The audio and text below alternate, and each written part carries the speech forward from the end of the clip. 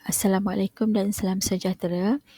Hari ini saya akan membentangkan satu kajian yang bertajuk Kajian Penghasilan Jubin Hiasan Dalaman dengan menggunakan plastik kita semula, jenis HDPE dan juga jenis LDPE ataupun lebih dikenali dengan nama Supit Tiles. Penggunaan plastik yang berlebihan semakin berleluasa pada hari ini. Boleh dikatakan dalam setiap rumah mereka menggunakan plastik ataupun produk yang berasaskan plastik. Hal ini adalah kerana plastik adalah sangat mudah untuk didapati dan sangat murah. Penggunaan plastik yang berlebihan ini akan mendatangkan masalah apabila tidak dikendalikan dengan betul.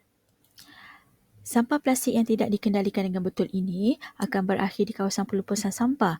Terdapat 37,890 tan sampah yang dihasilkan dalam tempoh satu hari. Sampah plastik ini akan meningkat setiap hari kerana plastik memerlukan lebih kurang 1,000 tahun untuk terlupus di kawasan tersebut.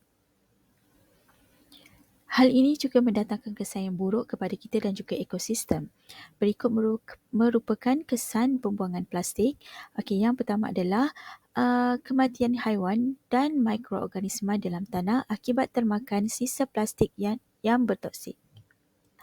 Yang kedua pula adalah kandungan yang terdapat dalam beg plastik itu sendiri, iaitu di mana beg plastik ini bersifat carcinogenik yang mana ia akan mengganggu hormon DNA manusia dan akan menyebabkan manusia mudah untuk mendapat penyakit kanser. Dan yang ketiga adalah kos kita semula beg plastik yang lebih mahal daripada kos pembuatan satu beg plastik dan beg plastik tersebut juga diperbuat daripada petroleum yang merupakan sumber bahan api yang akan habis dalam tempoh 50 tahun lagi. Penyataan masalah yang seterusnya ialah masalah yang selalu dihadapi oleh pengguna jubin iaitu jubin seramik mudah pecah ataupun retak, terutamanya pada proses pemasangan. Pengguna juga harus mencari seorang pakar untuk mengendalikan jubin tersebut. Walaupun jubin sebenarnya mudah untuk didapati, namun ia memerlukan masa yang lama dan juga bahan-bahan yang diperlukan untuk menghasilkan jubin. Contohnya, kita perlukan pasir dan juga tanah liat. Terdapat 3 objektif kajian dalam kajian ini. Yang pertama adalah untuk mengreka bentuk dan menghasilkan jubin menggunakan campuran plastik kita semula iaitu yang terdiri daripada plastik HDPE dan juga plastik LDPE. Objektif kajian yang kedua adalah untuk menentukan tahap kualiti jubin hiasan dalaman. Plastik kita semula adakah ia mematuhi piawaian dalam penghasilan jubin. Dan yang ketiga adalah untuk mengkaji kadar penggunaan plastik kita semula di dalam penghasilan jubin hiasan dalaman plastik kita semula.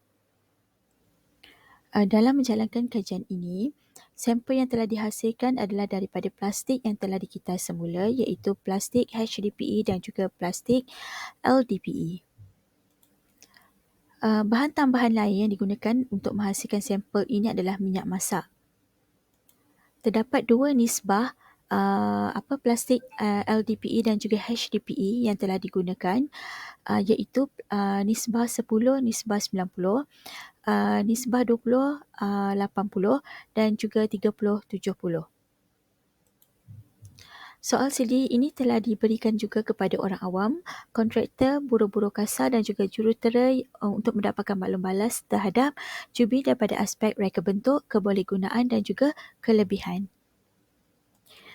Saiz jubin yang telah dihasilkan adalah saiz 150 darab dengan 150 darab dengan 7 iaitu kami telah hasilkan sebanyak 21 tiles dan satu lagi adalah saiz 50 darab dengan 50 darab 50 yang ini kita hasilkan sebanyak 3 tiles.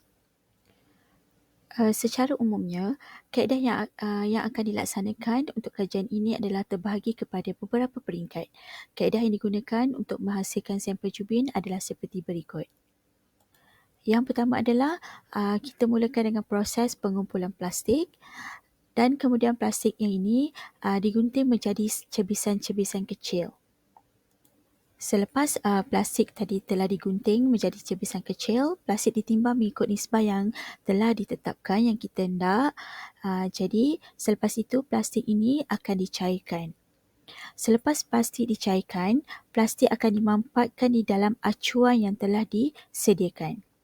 Dan apabila dia telah mengeras, tiles ini telah mengeras, dan sampel jubin ini akan dikemaskanlah supaya dia nampak lebih cantik. Untuk memastikan jubin ini boleh dihasilkan dan boleh digunakan, kita telah membuat 5 jenis ujian. Yang pertama adalah ujian mampatan untuk menentukan kekuatan mampatan jubin. Ujian yang kedua adalah ujian serapan air, di mana ujian ini adalah untuk menguji peratus serapan air terhadap sampel dengan air. Ujian yang ketiga adalah ujian aggregate impact value, di mana ujian ini adalah untuk menentukan kekerasan dan juga ketahanan sampel dengan menggunakan alat AIV.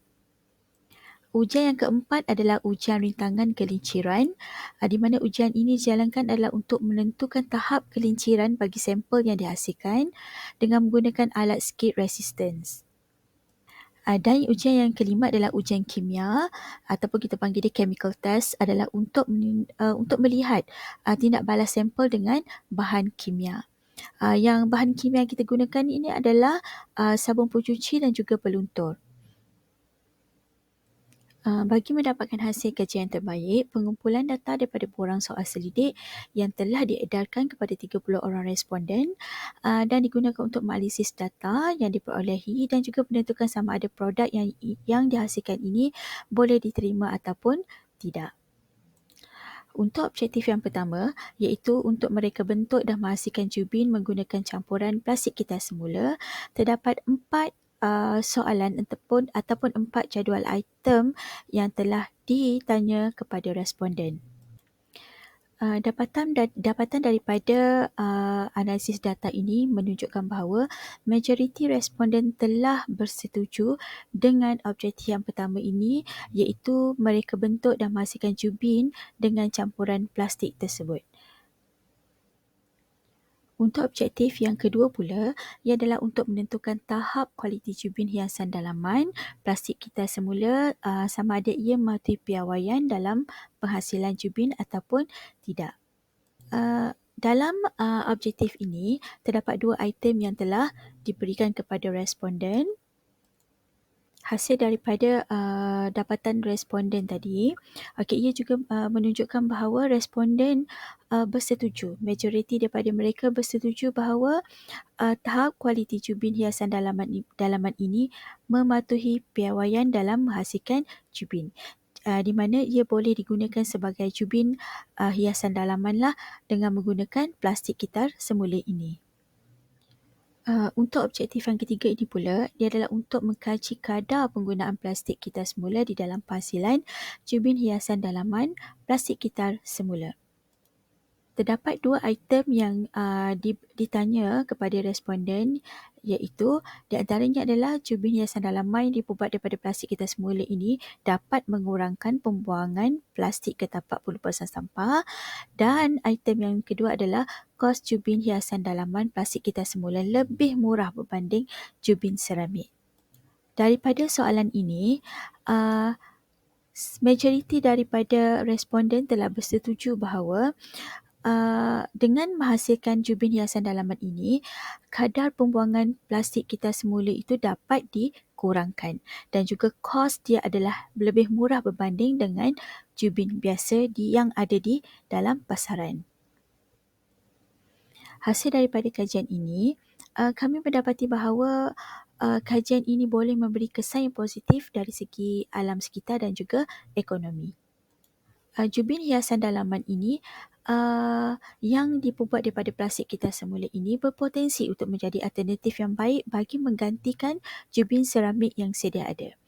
Hal ini adalah kerana bahan utama yang digunakan untuk menghasilkan jubin ini adalah mudah diperolehi dan juga selamat untuk digunakan semula. Pada masa yang sama, jumlah plastik yang tidak dikitar semula dan yang akan dibuang ke tapak pelubusan sampah dapat dikurangkan, serta produk ini berpotensi untuk dijadikan pelbagai jenis produk lagi mengikut acuan yang digunakan. Dan tidak mustahil juga jubin hiasan dalaman ini akan digunakan secara meluas di masa yang akan datang. Di mana dia boleh menjadi kemasan kepada bangunan, hiasan kepada tiles-tiles yang ada di dinding, corak-corak di dinding, dan juga dia boleh menjadi produk lain yang boleh dihasilkan dengan menggunakan plastik kita semula. Ini adalah gambar untuk sampel yang telah berjaya dihasilkan, sampel jubin hiasan dalaman yang diperbuat daripada plastik HDPE dan juga LDPE tadi. So, yang ini adalah mengikut acuan yang telah dibuat, ada yang berbentuk segi empat dan juga ada yang berbentuk bulat.